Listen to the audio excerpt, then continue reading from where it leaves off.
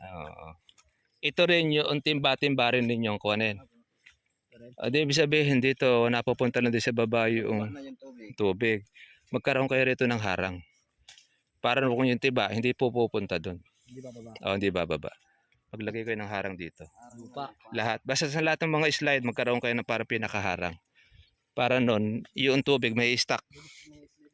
Hindi siya tatakas. Ay hindi siya mabubusog ng tubig. Habang panaguran, dahil naman typing, hindi mo ubus sa baba. Kaya halos ilang araw ang pagitan ninyo pagka kayo nagdidilig.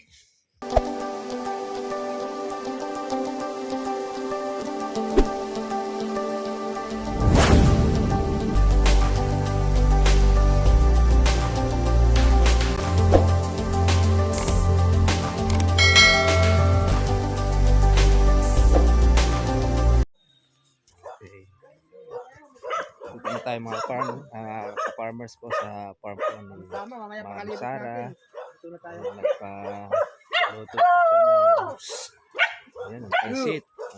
Pansit sorsogan. Sako pa po ito ng sorsogon, ano? Yes, Oo, sorsogon na siya. Ayan, kasi galing po tayo ng Albay, kaya yun naman dito naman yung farm po ni Madam, yung sorsogon. Ito yung una natin deliveran po ng kalamansi na mahigit 2,000 na mga XL. Kaya ayun, yung ating mga katribya, mga farmers, shoutout po natin sila. Sila po yung mga tumatrabaho, magawa. Ayun. Ito na yung bunga ng kalamansi. Ito yung bata noon. Ayan, nagbubunga na sila ngayon. Ang kanila pong market yung sa parte ng Legazpi City. Ayan, naaagad din po yung kanilang kalamansi dahil siyempre maraming nangangailangan po dyan. At least po, fresh po nakakarating sa Legazpi yung inaani rin dito. Hindi na nagmumula po sa ibang lugar.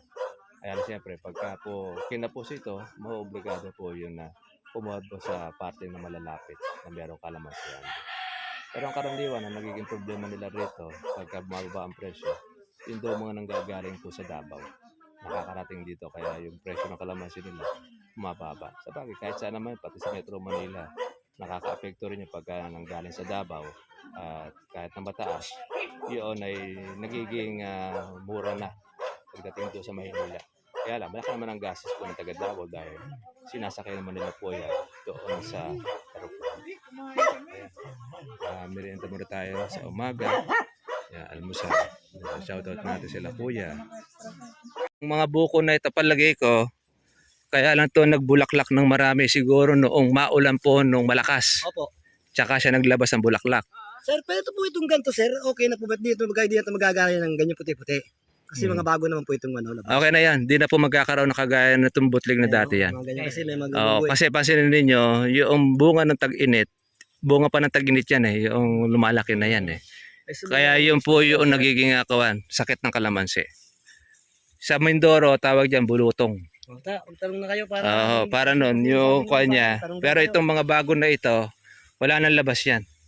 Wala na po. Wala na siya dahil bunga na siya ng pag-uulan Yan ang tinatawag na panahon. Sa gitna. Dito sir na medyo... may mga yellow pa rin down sir. Ang yellow po ng dahon ng kalamansi, kawan dapat yan ay ang paglalagay po natin ng abono. Tuwing kailan ba kayo naglalagay ng abono? Ano po to Ano po to, may schedule po kami ng paglagay ng abono, nakalista po yan sa kanya. Every month po ba o twice a month? Ito nga po sir, yung bagong abono naman namin to, ayan Triple 14 sir. Triple 14 nilagay namin dito sir. Triple 14. Ayan palibot yan. Yung organic. Halo po yun. Halo siya na sulfate. Tapos minsan 2100, tsaka yung organic na galing sir. Parang matagal na rin yung organic na dila rito nun Opo. Ibig sabihin hindi pa siya nauubos. Hindi pa po. Meron pa pong 4 sigurong sako. 4 na sako. Kasi Mukhang matipid yata ang gamit. Nakakailan sako ba ito pagka binudburan lahat? Nung dati kasi, kalating kilo lang lagay dito. Bawat puno? Oo. Kaya nagkaubos kami dalaw. May halo kasi yung lahat na yon, triple 14. Pinaghalo-halo na siya sa kalahating kilo. Dito ng 6 na sako. 6 na sako. Ngayon, medyo dagdagan nyo na siya. Kasi matanda na itong puno ninyo na ito para siya mag-produce pa ng maraming bunga. Gawin ninyo, Kulang 1 kilo. Mga 1 kilo. Oo, mga 1 kilo ilagay ninyo. Gumaganyan po siya sir pagka nung noon, yung natakot na kami kasi puros na ganyan alos mawala na sila ng ano. Ng dahon. Oo. Oo. Ay, kon yan. Naka-recover ito mula sa pagkakasakit. Kaya nagberde uli. So ibig sabihin pala sir, kapag mayroon lumalagkit-lagkit dito, wala nang ano yun, wala nang gamot yun? Minsan naapula pa yan. Nakulo na pag marami na. Pagkukunti pa, pwede pa siya maapula. Pero pagka marami na siya at nagdilaw na, mahirap na maapula yun. Pero pag halimbawa sir, konti pa lang, anong pwedeng igamot doon? Yun nga, yung Puradan. Ilagay nyo lang ng Puradan rito. Tapos, Alis na. maghahalo na lang kayo ng yung anti-fungus. Anti-fungus, meron naman tayo nakakuha sa mga agri-supply. Ano Pagka naman kayo po, mag spray na yon, natin? pwedeng pungguran or tanong nyo sa mga agri-supply kung ano ba yung anti-fungus sa inyo. Kuyan, sir. Sa Mhm. spray, no? Sa spray, pwede nyo nang ihalo yun dyan sa... Ma'am, katulad Opo, itanong nyo sa agri-supply kung po pwede baka mo ihalo ito doon sa sa foliar. Baka mamaya magka-contrast siya, masasayang yung gamot natin. Muna ako. Para kuhan siya, at least nun, hindi po masayang po yung ating pagod. Naman po magtatanong ma'am, sila naman po. Para may kung may mga tanong naman sila. Tapos, yung lupa po natin, eto, kailangan nito, ikuhan nyo siya. Ano ba ginagawa nyo? Grass cutter? Yung Herbicide? mano-mano dati. Mano-mano. Sir, kasi malinis po ito noon. Mm-mm. Biglang umulan, kaya tumubo. Ito nyo, nakita yung lupa. Mm. Inano namin. Dito sir, malambot ang lupa. Diyan. Oo, malambot ang lupa. Opo. Ang gawin po ninyo, ikuha nyo siya, i-herbicide ninyo para po itong damo nito maging pataba pa. Grass cutter. Hindi na, yung herbicide na in-spray. Ano yun? Para mamatay po yun. Yung damo, Pamatay damo ang kuha Bakit tayo ninyo. magagas cutter? Opo, May kasi nabibili po nun, sir? meron nabibili yan sa kuwan. Ano Pwedeng, po yun pangalan, sir? pwedeng yung rainfire, Oh, gusto nyo yung ano para maano natin. pwede po yung ating tawag rito, grass zero. Kasi mamaya bibigyan natin kay... Sir, paano po yung aalisin dito yung... Kasi marami po. Kung nag-harvest po kami, sir, may lumalabas ditong parang mga ano, yung mga Maliliit puti-puti na ano. Kung ba parang siyang yung kuto. Oo. Yan. Yun. Yung pong kuwan ninyo, lagyan nyo po siya ng lanet. Yung lanet yung kulay asul yon. Tutunawin nyo po siya sa kawan. Lalagyan nyo po siya sa foliar. Para yun sa mga white Ano po flies. ang halo nun? Wala na po. Oo. Lanit lang. Tsaka Lanit lang kasi ngayon naman hindi naman na tayo masyado magpapabunga na yan. Para lang doon sa mga white flies tsaka doon sa mga kuto. Paano po ang timpla nun, sir? Isang kutsara sa 16 liters. kutsara ng yung... Pulbos yun eh. Isang kutsara siya. Tapos yung isa po. Tutunawin niyo po yun sa tubig tapos ilalagay niyo po doon sa 16 liters. Para yun yung mga lilipad-lipad na yun tsaka yung lagkitan wala. Sabihin nyo nasa foliar para nun hindi na po isang spray nyo na lang. Hindi na kayo paulit-ulit ng spray. Ayan, dito naman po tayo, sir. Marami naman siyang mga bukong mga maliliit eh. Oo, ang dami na sir. Palagay ko ngayon lang siya nabusog ng tubig. Oo, ngayon. Ganyan ang kalamansi. Basta't pagka natigang siya sa tubig, pag naulan na, magpo-produce na maraming bulaklak. Ito po kasi, sir, ito ng problema ko. Kasi yung customer, ito yung naano niya, bakit daw ganyan yung skin niya? Sabihin po ninyo, Init. nasa init po tsaka rin po sa variety po ng kalamansi. Hindi naman po sir sa spray. Hindi po sa Sa spray. init. Kasi po sa spray po natin, dapat natatanggal yan eh. Dahil kung kasi sa init ng panahon, lumalabas kahit sa amin pa nangyayari yung ganito. Hindi nawawala sa kalamansi na meron ganito, lalo kung matindi init. Nagkakaroon siya ng kulay brown. Pag ang kalamansi nagkulay brown na yun, kumisan, sa tindi na po ng init. Hindi na. Opo, yan, hindi na yan. Safe na yan dahil bunga na po kasi siya ng pag-uulan eh. Epekto po yan ng climate change. May mga kaputan ka, kaputan na yung notary, paput ka mo ni madam. Tsaka po yung, bagay, wala naman tayo nakita pong mga kalamanda rin na inaalis. Yan. Paano po ba pagkapatubig na ginagawa nyo rito? Paagos? Hindi pa naman. Hindi po, sir. Dilig lang muna. Dilig lang. Dilig lang kasi di Ano pa ba, naman. Balde-balde lang po. Ede masyado mahirap po pala ang kuha nyo rito. Kaya ang isa po sa naging cause po ng problema na nakita ng kalamansi ninyo, kulang sa tubig. Kulang talaga sir sa tubig. Opo. Kasi pag ito magiging busog sa tubig, hindi po siya mawawala yung kinukuha Yung namin ng nasusunog tubig, yung bunga. kulang pa rin, sir. Kulang yung O supply niya sa tag-init. Sir, ma'am, Dapat magkaroon pa kayo ng isang supply pa ng panggagalingan ng tubig. Dapat palang tubig magkarapuan kami. Nandyan po kasi ang buhay ng kalamansi natin para dumami ang bunga nyo. Sintakan kayo, madam, masabutan niyo Kasi nakakarating yung tubig dito galing sa Sa dulo, Mm, di na umaabot dito. Hindi na kaya. Kung makakakuha pa kayo kamo ng tubig dito sa gawin Dapat rito, dito may solar may man stila dito. rin kayo rito para magkasalubong. Additional po ng tubig ang kailangan nyo rito. Kasi hindi po magiging progressive ang magiging bunga nyo rito pagka asala sa dilig. Tingnan nyo po sa tao. Pag ang tao, marami kang anak, ang pinagkukunan mo isang timbalang, hindi tataba yung mga anak mo. Kaya kung kulang Magiging malnourished kung po kulang yun. sa gatas. Opo, tama yun. Kulang sa gatas. Walang mahihitit doon sa Walang nanay. Okay, kasi wala yung supply eh. Ng gatas. Opo. O, tara, dun tayo. Nakita ko problema ng kuha ninyo. Farm ninyo. Mm. Pero pagka ito ay matutustusan ng tubig, Ngayon nga po, sir, nabutan niyo Gaganda pa, yan. dilaw pa rin sa ngayon. Pero Mm. may recover na po siya. ayan. So, Yung pong mga kuha natin, tawag rito, meron tayong mga nakokoberan po ng mga puno, tanggalin po ninyo. Bawo, gaya po ng buko na yon.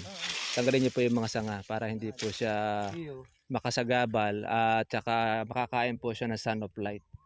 Yun po kasing kalamansi, kailangan din niya ng sun of light.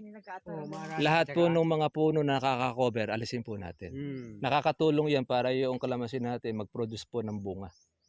Pansinin niyo po yung mga puno na nalililiman po ng kalamansi, walang nagiging bunga. Ang buko, okay lang yan, natural lang, mataas naman yan eh. Kasi yung araw niya tagusan. Yan, sir po. Opo. Hindi na pwede yan. Alisin. O yun. Pwede. Yung wala naman pong pakinabang na puno, alisin ninyo. Pero kung pili naman at pinakikinabangan nyo, okay lang yan. At least nakikinabang. Ang masama lang kung wala naman pakinabang na puno, kuha nyo lang, tanggalin nyo yung lilim. Putulin nyo lang. Para nun magkaroon po siya ng pagkain. Nataniman dito. Tinan nyo nga, natanim dyan sa ilalim. Ay, nakontrol na siya, hindi na siya makakalaki. Hindi naman yan. Natalo na ng pili. Talo na siya ng pili Ano nuts. yung salali yung pili? Hayaan nyo na lang siya. Ay, bayan nyo, baka sakali magbunga sir, pa. isa pa isa pang tanong, sir. Pag-pruning naman po, sir, mga ilang buwan bago tayo mag-pruning? Ang pagpo-proning, hindi naman tayo ganun kadalas mag-proning. Ang pagpo-proning ninyo, lahat lang naman po ng mga matataas sa ibabaw. Ay ito, di mo na kailangan ito proningan at dahil mababa siya. Yung pinoproning po natin, yung mga single stem lang. Parang ganito. Oho, yung mga ganyan. Alisin nyo na yan, wala namang kuha na yan eh. Pag meron kayo nakitang single stem doon sa kalamansi, putulin nyo kasi tatayog lang ng tatayog yun. Depende po ang pag-pruning, depende kung meron ng ganyan, tanggalin na lang. No? Tanggalin nyo sa ilalim, yung pinakakuha niya. Kasi yun ay mga kalamanda rin yun eh. Ito, wala naman kayong kailangan pong i-proning dyan dahil okay na siya. Bagong pruning ito. Hindi na pruningan, yun doon sa kabila. Tapos, yung pong mga hinog ninyong kalamansi, kunin nyo na rin. Alisin na, sir. Nakakatanda po ng bunga yan, ng puno. Kasi po yan, pwede nyo ikalamansi juice. Kaya pag nag-harvest dapat tikuan na susunod. Oo, kunin nyo na lahat. Yung Lahat, mga po ikuha. pwedeng patasin. Huwag nyo iiwanan yung hinog dahil makakatanda ng mukha niyang puno. Mabilis tumanda ang kalamansi pag sa kanya po yung hinog. Nahihinugan siya. Opo, yung nahihinugan. Tama lang yung ganyan. Basta't pitasin nyo na. Kahit anong presyo niyan para po at least maabutan ng konya. Lahat patitikman ng presyo niyan. Dito sa gawin na ito, lagyan nyo ng lakasan nyo ng pataba rito. Na dahil madilaw ang puno eh. Nandito po yung madidilaw eh, ano? O yan. Palagay ko dito, timba-timba rin ng lagay nyo ng tubig dito. Kaya noong siya po ay makatikim ng ulan, nagalit sa bulaklak. Noon lang siya nabusog ng tubig. Siguro na po kasi ngayon dito, sir. Lahat po ito, tinitimba-timba nyo lang. Opo. Timba-timba, mano-mano po. Bawat isang puno, isang timba. Isa. Yung Minsan, Dalawa. Yung malaki. Malaki. Malaking dalawang timba, ganon. Mga dalawa, tatlo, sir. Kailangan pala, pagka pala timba-timba ang gawin ninyo, magbilog na lang kayo rito ng kuwan na. Para lagyan Para yung tubig doon na umikot. Kasi pagka hindi po bilog yan, kakalat lang po yung inyong tubig dyan pagka kayo magdidilig. Para at least noon, nakakover na yun. Pag maglagay mo kayo ng pataba, doon na lang siya. Matutunaw siya. Yung linagay namin bilog dito. Binubuhos yung kaya ito. Nabilog na yan. Pabilog na siya. Doon yung buhos para po noon hindi siya magkukuha na. Total naman pala, mano-mano pa ninyo. For the meantime. Pero mas maganda talaga may extra tubig talaga kayo rito. Paano ginagawa nyo doon? Pinaagusan nyo lang dito sa drum. Opo. Tapos sa drum ninyo ibubuhos na. De doble kuwan ano, doble trabaho. Bakit talagang ganon? Dahil wala pa kasi ritong source ng tubig eh. Ang layo kasi ng tubig dito. Sir. Oo, kailangan pala rito magkaroon kayo rito ng Pakita niyo yung lupa kung anong problema. Tingnan natin. Dito sa baba. sige. Para ay dito na rin lang naman po Oo. tayo. Papatuloy na kami. Ngayon pa lang po ito magbubunga ng marami dahil nabusog po ng ulan. Kaya tinan niyo po, naglalagas po ang dahon niya. Tsaka po yung kanyang bunga. Baga sir, karamihan ng kalamansi namin sir. Kamagan pa yung dahon sir. Oo, yan. Yan o. Kuha nito. Dahil nga po dyan sa tindi po nung init tsaka una na. Yung sa lupa natin. So wala naman Ito, po siya, dagdagan nyo po ito na pataba. Lahat ng mga madidilaw, lagyan nyo ninyo. Naalis, oh. Ah, sige. Pag nag-ano na. Pag Ibang De, alis natin ayan po, kahit di na po nyo alisin yan. Itong ganito Apo, kalamansi naman siya. Ang inaalis naman po natin dyan, yung mahahaba tinik. Apo, yung mga kalamanda rin, yun naalisin Ay, natin. yung parang arangita. Oo. Okay lang siya na mayroong kuwan sa ilalim kasi nagbubulaklak din yan. Oo. Bali ito po, itong mga madidilaw, yun ang dadagdagan nyo ng pataba. Para bumerde. Lahat ng mga madidilaw, dagdagan nyo ng pataba. Kasi yan kailangan humabol eh. Dito maganda sana kalamansi ninyo, kaya lang sa tubig lang kayo problema. Marami sana itong bungahin. Tingnan nyo po ito, bunga ito na nakaraan. Opo. Ilang beses po ba kayo nag-i-spray? Dalawang beses? Sa isang linggo po ay 2 beses. Twice a week. Opo. Oo. Lunes at Huwebes. Pero nung tag-araw, siguro marami ito naging bulaklak. Opo. Marami ito naging bulaklak nung tag-araw. Kaya lang, nalalagas siya. Opo. Nasisira. Dahil mahina ang katawan ng kalamansi. Pero kung malakas po ang katawan nitong kalamansi na ito, maganda po ang bunga niyan. Yung namin dyan, napakarami kung nakikita nyo. So, nasa tabi. Ayan, dyan. Ano pa yung sanga? Halos nagtuyuan na po sila lahat, sir. Oo, okay po yan. Napakarami yan, no? Oo. Basta po yung lahat ng mga sangang tuyo, alisin ninyo. Ito ilang taon na to? 7 taon na siguro to, ano? Nasa palima pa lang po. 5 to hanggang 6. Sabi ni Ma'am Sara, 4 months, 4 years. Palima. O, kasi noong nagpunta tayo rito noon medyo maliliit pa ito no? 2 years na kasi yung kalamansin bagong tanim okay naman po yung kalamansin ninyo, kaya lang nakita natin problema talaga rito, tubig ninyo. Sa pataba, wala naman kayo problema sa pataba dahil kada buwan yata kayo naglalagay ng pataba, no? Palit-palit. Ang nangyayari niya, noong umulan dito ng malakas, tsaka parang nakain po yung ibang pataba. Yung mga stock sa kanyang pataba, hindi niya na uubos lahat. Kaya po ang kalamansi ay nagiging medyo madilaw. Mabagal po ang kanyang pagkain. Dahil una-una sa tubig. Ngayon pa lang pala umulan dito. Ngayon pa lang buwan na buwan ito, sir. Pero pagkaulan na malakas na yan, mamumulaklak uli yan.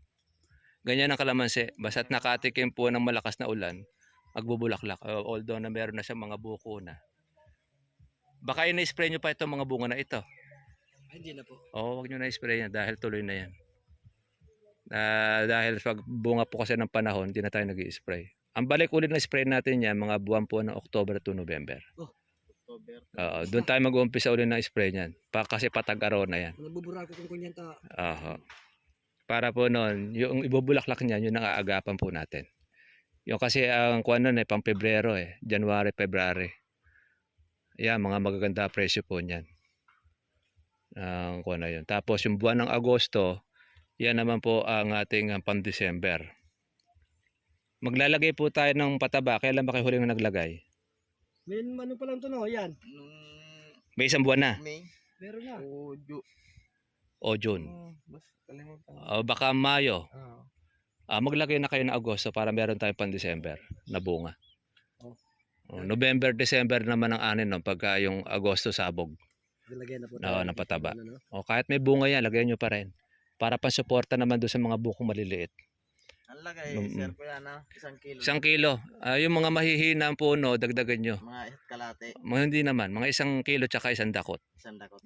Para kuha naman siya. Pero depende po sa laki ng puno. Baka pag maliit ang puno, kalate lang. kalahati lang. Para di naman siya kagad maimpacho. Mamaya. Ang gagawin nyo, kung nag-uulan naman na siya, pakalat ang gawin ninyo. Yung Nasabog. pangiyagis na lang. Opo, huwag nyo ilalagay nitong tampok na ito. Ah. Basta't lahat doon sa baba. Pakalat lang, pwede natin palibutin na. Oo, palibutin na yan. Oo. Basta't dyan lang sa baba. Kasi sa tag-araw kasi. Kahit di na ihukay. Dahil nag-uulan naman eh.